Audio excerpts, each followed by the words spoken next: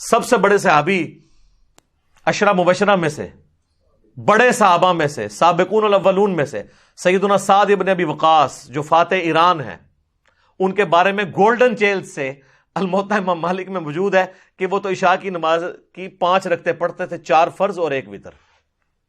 آپ نے تو 17 رکعتیں بتائی ہوئی ہیں عشاء کی۔ سعد ابن ابی وقاص ان سے زیادہ تو کوئی دیندار نہیں تھا نا، تو آپ یہ کہیں گے کہ نعوذ باللہ وہ جو کہتے ہیں یہ جی وہ 6 لوگوں پہ اللہ کی لعنت ہے، اس میں سے جو سنت بھی چھوڑ دے، تو آپ سعد ابن ابی وقاص پہ یہ ترمذی کی حدیث فٹ کریں گے؟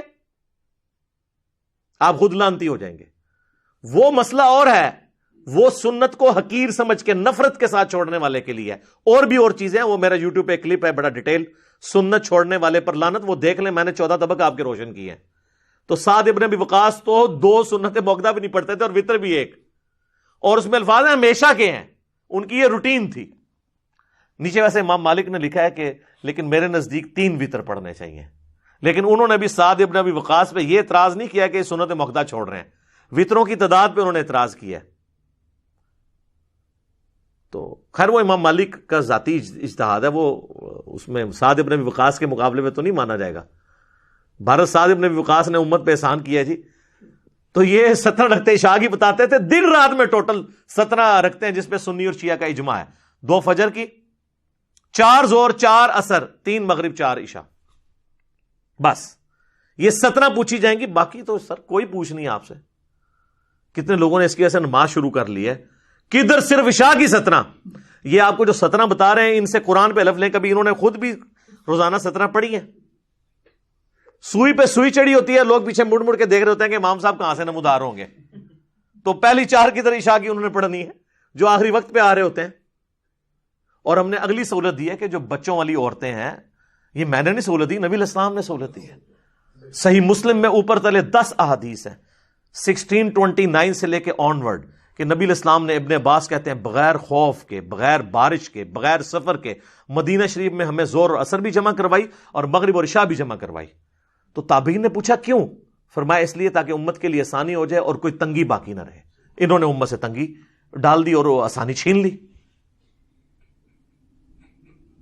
اور آپ دیکھیں یہ یعنی ابن عباس سے زیادہ کون صحابی جانتا ہے، اور یہ وہ تابعین کو سکھا رہے ہیں، کیونکہ وہ درس حدیث دے رہے تھے یا درس قرآن، صحیح مسلم کے الفاظ ہیں۔ ایک بندہ بار بار کھڑا ہو جاتا ہے، سر نماز کا ٹائم ہو گیا ہے، انہوں نے کہا بہ جا، تو منو سنت سکھائیں گا؟ نبی اسلام نے تو مغرب عشاء نو جمع کیتا، مغرب کا یہ تو کہتے تارے نظر آ گئے تو پتہ نہیں کیا ہو جانا ہے، تارے نظر آ گئے سن، پھر اپنے بعد نے تارے دکھائے۔ انہوں نے کہا پھر بھی کسی کی تسلی نہیں ہوئی نا، وہ اٹھ کے حضرت ابو ہریرہ سے پوچھنے گیا، انہوں نے کہا کہ ابن عباس بالکل ٹھیک کہہ رہے ہیں کہ نبی الاسلام یہ کرتے تھے۔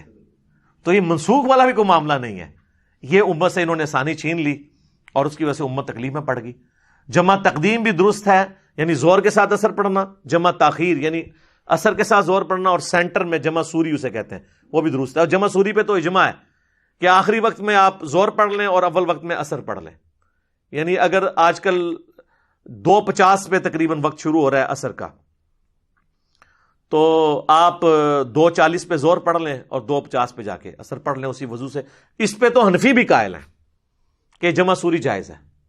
ویسے تو آسانی ہے، 12 بجے کے قریب وقت شروع ہو رہا ہے نا زور کا، غروب آفتاب ہو رہا ہے 5 بجے، 12 سے 5 تک آپ جس وقت مرضی چاہیں جمع کر سکتے ہیں۔ اور اس طریقے سے غروب آفتاب ہو رہا ہے 5 سے لے کے فجر کا وقت تقریباً داخل ہو رہا ہے 5:05 پہ، اس وقت تک آپ کسی وقت مغرب اور عشاء جمع کر سکتے ہیں فجر کا وقت داخل ہونے سے پہلے۔ یہ تو اللہ نے آسانی دی ہے۔ یوٹیوب پہ میرا ڈیٹیل کلپ بھی موجود ہے نمازوں کو جمع کرنا، اس کی وجہ سے لوگوں نے نمازیں شروع کر دی ہیں۔ تو آپ لوگوں کو پہلے اس پہ لگائیں، پھر آہستہ آہستہ لوگ آئیں گے۔ ہم نہیں کہتے ہیں سنت، میں پوری کوشش کرتا ہوں سنت کا اہتمام کروں، ہمارے بھائی بھی کرتے ہیں، کیونکہ وہ حدیث ہے ابو داؤد کے اندر کہ قیامت والے دن جس کے فرائض میں کوئی کمی نکلے گی تو اللہ تعالیٰ فرمائے گا میرے بندے کی نفلی باتیں دیکھو، اگر موجود ہیں تو ان کو فرضوں کی جگہ تول لو۔ تو آٹومیٹکلی یہ جو آپ سے قضائے عمریاں پڑھواتے رہتے ہیں پرانے سالوں کی، جی آج تک جتنی بھی قضا ہوئی وہ چھوڑیں، توبہ کیے بس آپ سے شروع کریں، آٹومیٹکلی آپ کی وہ توبہ سے معافی ہو جائے گی۔ اور ویسے بھی جو آپ سنتیں ساتھ پڑھیں گے اس کے ایکویلنٹ توڑ لی جائیں گی، کوئی ٹینشن لینے کی ضرورت نہیں ہے، آٹومیٹکلی آپ کی قضائے عمری روزانہ بنتی جا رہی ہے۔